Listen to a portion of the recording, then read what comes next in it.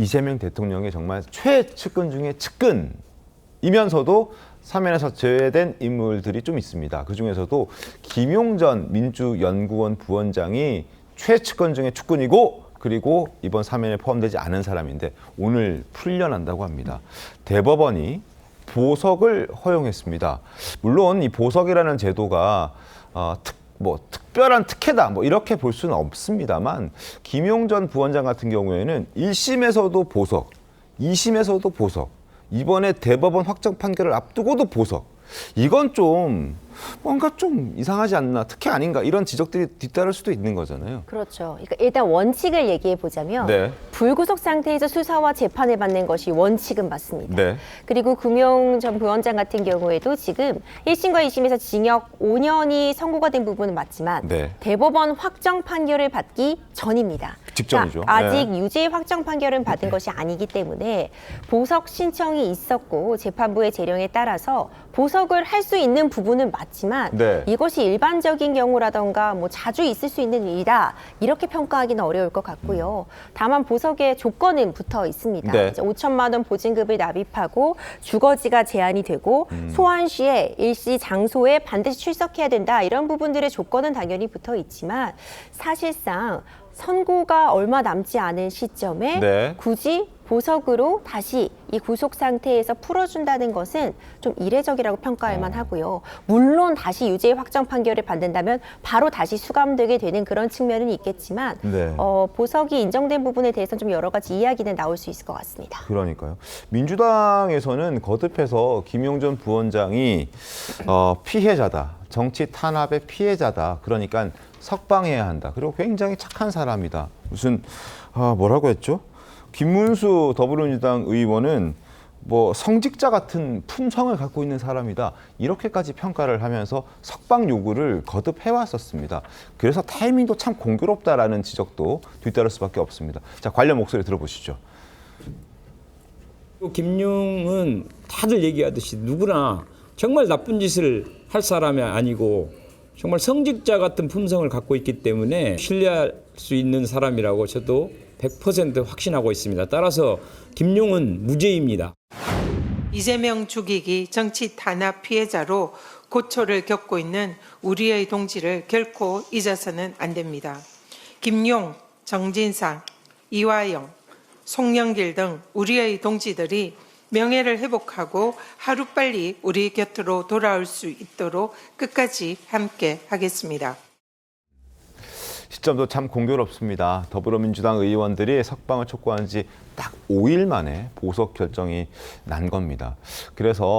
그리고 만약에 이제 1심에서 징역 5년, 2심에서도 징역 5년의 판결이 나왔었고, 대법원은 그거를 확정하거나 아니면은 무죄 취지로 파기환송하는 두 가지 선택이 있을 수 있는데, 선고를 앞두고 보석으로 석방했다라는 부분에 있어서 일각에서는 혹시 정말 무죄 취지로 파기환송시키려는 어떤 밑자락? 이런 게 아닌가라는 얘기들도 나오고 있습니다. 황대진 위원께서는 어떻게 좀 보셨습니까? 글쎄요, 근데 이게 만약에 무죄 취지로 풀어주려고 미리 이렇게 밑자락을 까는 거다. 이렇게 보기에는 조금 이렇게 그냥 예측하기는 좀 약간 무리가 있고요. 그러니까 이거 또 반대로 생각을 해서 우리가 이 사람을 어차피 유죄로 다시 집어넣을 거기 때문에 네. 지금 풀어줄 수도 있다. 이런 식으로 생각할 수도 있는 거기 때문에 그건 봐야 되는데 이제 한 가지 궁금한 거는 만약에 이게 지금 갑자기 그런 비상계엄과 탄핵 사태로 인해서 정권이 바뀌지 않았으면 네. 만약에 윤석열 정부가 유지되고 있었으면 대법원이 이 사람에 대해서 이렇게 지금 보석 결정을 내렸을까 하는 점은 좀 생각을 해봐야 될 여지가 있을 것 같습니다. 그러니까 사법부가 그동안에 여러 가지 논란에 휩싸이기도 했지만 네. 정권이 바뀐 다음에 이재명 대통령 재판은 다 일단은 안 하기로 한 거고 그것도 이제 사법부가 사실은 선택을 할 수 있는 문제였지만 안 하기로 한 거고 그런 면에서 보면 이 보석 결정에 대해서도 만약에 정권이 바뀌지 않았다면 어땠을까 그런 생각은 한번 해볼 만합니다. 자, 민주당의 반응은 어떨까요? 저희가 확인을 해봤더니 민주당의 반응은 이러했습니다. 사법부가 살아있다라는 입장을 내놨습니다. 전현희 의원의 입장인데요. 늦었지만 보석 인용을 환영한다. 이제라도 석방이 되어서 다행이다. 정치검찰의 이재명 죽이기 정치공작의 1호 희생양이 김용 부원장이었다라면서 억울함을 풀어줘야 한다. 대법원은 이번 판결로 사법 정의가 살아있음을 보여주길 기대한다. 그러니까 체증 법칙 위반 파기환송 판결로 이 땅에 사법 정의가 살아있음을 보여주길 기대한다. 이렇게 얘기했어요. 임재 변호사님, 이 얘기인 즉슨 무죄 취지에 파기환송 해달라는 요구사항으로 저희가 받아들여도 되는 건가요? 전현희 의원의 주장은? 그렇죠. 예, 저 말만 두고 본다면 그러니까 잘 판단해달라라는 취지인데 네. 그 내심의 의사까지를 우리가 다 알 수는 없겠지만 결국 무죄 취지로 파기환송해달라라고 읽혀지는 것은 분명해 보입니다. 네. 하지만 이건 어디까지나 사법부, 이제 대법원에서 판단할 영역이라고 보고요. 사실 1심과 2심에서 모두 유죄가 선고가 되었기 때문에 네. 대법원에서 이것을 전면적으로 뒤집고 무죄 취지로 파기환송되는 것이 일반적인 일은 또 아닙니다. 네네. 그럼에도 불구하고 충분히 가능한 일이기는 하지만 판단은 대법원 고유의 권한이라고 보여집니다. 강선민 부대변인 어떻게 보셨습니까? 보석석방? 일단 이제 뭐 앞으로 이제 김용 씨와 관련된 대법원의 이제 결정에 대해서 예상을 해본다고 하면 보통 우리가 대법원에서 이 사람 유죄로 판단을 했다고 한다고 하면 어차피 감옥 갈 사람인데 이 사람 뭐 보석해줄 이유가 있겠습니까?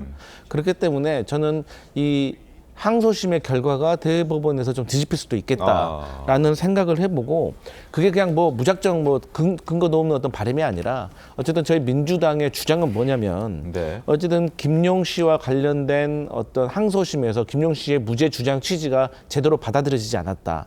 예를 들어서 구글 지도 맵에서 본인의 동선 같은 경우를 보면 본인이 돈을 받지 않았다는 것이 증명됐는데 이것이 비과학적이라는 이유로 좀 배척되었다라는 것도 저희는 잘못된 점이라고 지적을 하고 있는 것이고 또 이 김용 씨와 관련된 혐의가 소명되었다는 가장 결정적인 증거가 뭐 유동규 씨라든가 이런 분들의 공동 공범으로 적시되는 이분들의 이제 진술에 의존한 것인데 어떻게 계속해서 말이 바뀌어온 자주 말이 바뀌어온 이분들의 말만 가지고 김용에게 혐의를 확정할 수가 있느냐에 대한 의문이 있는 거고 또 당시에 뭐 부수적으로 뭐 이화영 씨와 관련된 연어술 파티라든지 막 여러 가지 어떤 잘못된 것들에 대해서 당시에는 윤석열 정부였기 때문에 우리가 제대로 된 소명을 하지가 못했지만 나중에 정권이 바뀌고 나니까 뭐 김성태 씨와 가까운 뭐 배상윤 KH 회장도 뭐 검찰의 압박이 있었다라든지 여러 가지 정황들이 드러나고 있어서 여기에 대해서는 다시 한번 소송이 밝혀봐야 된다는 주장인 겁니다.